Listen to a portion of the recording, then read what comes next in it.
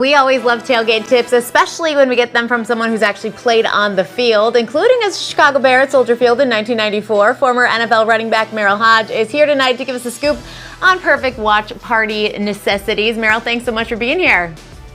My pleasure, Michelle. Yeah, so let's start with the most important piece of the game day party. What do we got to have on hand? Well, that's actually tough, but we are going to start with the TV, the LG OLED B4 TV, actually up to 83 inches. This one right here behind me is 65, so that tells you just the visual you get from the 80 million self-lit pixels, which makes it great outdoors. It's not an outdoor TV, but it looks awesome outdoor. You want to have a good picture, especially when you're outdoors. And then the sound has to be awesome. Dolby sound makes it incredible. I think one of the best parts about this whole thing, though, it's up to $1,400 off of any selected size. And then something's got to power everything. So I walked in, I thought, well, what's the cooler doing there? Well, this is the Jackery. Tailgate, home gate needs, powers everything. The Jackery 1000 V2. Portable, powerful, everything from music, grill. You know your phone's going to die. Got to charge that up. And it does the TV. And this solar panel keeps it charged, so if we go into overtime, there's no worries. And you can go to use this code, HOMEGATING, at Jackery.com and get $200 off the regular price. So an incredible deal. And we have to eat.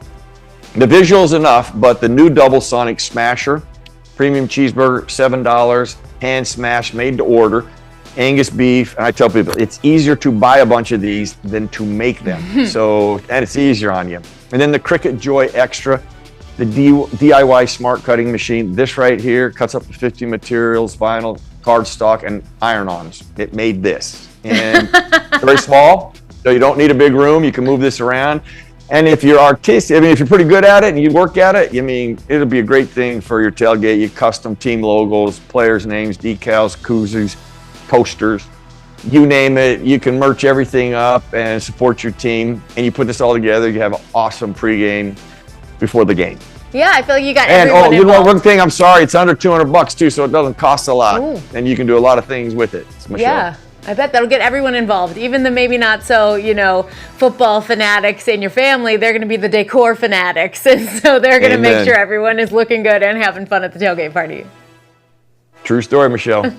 So we know you spent most of your career in Pittsburgh. We can see that too. But we love that you played in Chicago. Have you been following along with the Bears? What did you think of last Sunday's game that they won, but, it was kind of a shocker? Yeah, you know what, Michelle? I was actually in Chicago for the opener. We had our alumni event. The Bears do such a good job with their alumni and what they do for home games and opening day. And I guess that game is the epitome of what I say all the time. Teams win championships. Okay, no quarterback has ever just won it. No defense has ever won it. Even when the 85 Bears, as good as their defense was, their offense has to play. Their special teams have to play. So teams win championships, and I think that the lesson that you would garner, I'd garner from a coaching perspective and a player perspective, is that's why every play is important. That's why every player is important. You never know what play might be the change in the game. That block punt, critical. Pick six, critical. And those things are a part of football. So being fundamentally good are important. But at any point, you could be the key play in a key moment that helps you win a game. So teams win championships, and I think that was the example that we saw with the Bears. Yeah, absolutely. Do you have any front-running teams that you're looking at this season that we should all be watching? Well, one of them's in your division. I mean, I think Detroit, when they went in overtime and they took that drive down, they mean business. Kansas City means business. San Francisco means business. Even though Baltimore lost, Baltimore's still one of those teams you got to look for. And the Philadelphia Eagles in the NFC is another team that's of concern, if you're going to play in that conference and get through. So the thing they do is they run the ball, they control the environment, and they have other phases off of that, and they don't turn the ball over. And that's what you got to really be smart and not do to have a chance to win on Sundays.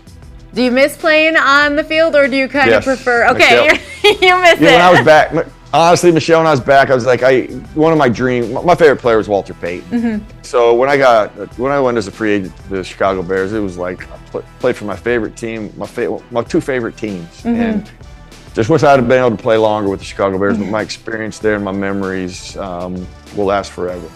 Well, that is so awesome to hear. Thank you so much for spending some time with us and sharing all of this with us tonight, Merril. Anytime. Thanks, Michelle. For sure. We'll be right back with more Good Day Stateline.